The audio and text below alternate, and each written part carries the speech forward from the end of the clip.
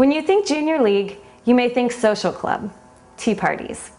New Junior League of Miami president Erin Knight is out to change that perception.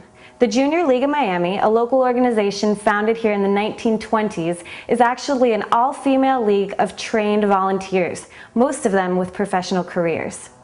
This year alone, the organization provided $100,000 in funding to community organizations supporting women and children, as well as the equivalent of $600,000 in volunteer hours. Erin Knight joins us this week as our profile to tell us all about it. I would say, the mission is to empower women and children throughout the community, and that's been our mission for the 83 years that we have been in this county.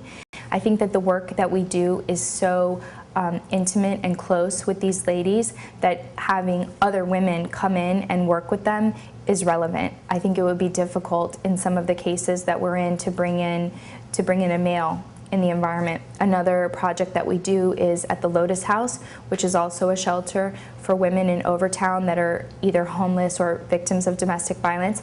And what we do there is we physically, when they're ready to move out, they've lived at the shelter, they've stabilized themselves, when they're ready to move to their apartments, we physically go into Overtown, we pack boxes, we move, we make sure that their new home has a pantry, has shower curtains, has the furniture they need.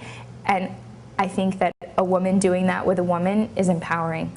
Not at all. It's about training. It's about empowering women in the community, but it's also just as equally important about empowering our members. We are a training organization first and foremost, and we provide two methods of training for our members, one of which being a set curriculum. We bring in new members once a year, and during that first year we don't ask them to work on either a fundraiser or a community project. We strictly ask them to learn about our 5 focus areas. We bring in speakers. For example, David Lawrence is on our community advisory board, and he speaks to these ladies about early childhood development, its relevance in the community, the issues that are specific to the Miami-Dade community facing early childhood development.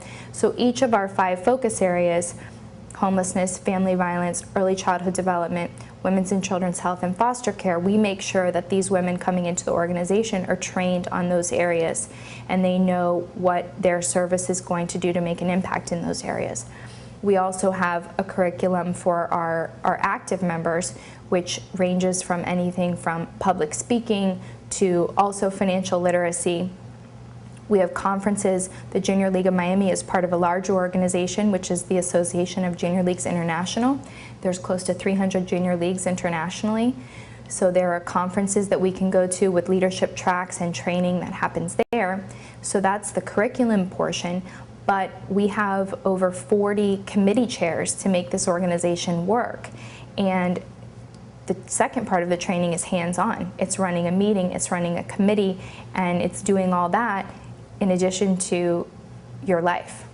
Because this organization functions like no other that I know. We have 1 part-time paid staff person. Everything that we do is strictly based on volunteers.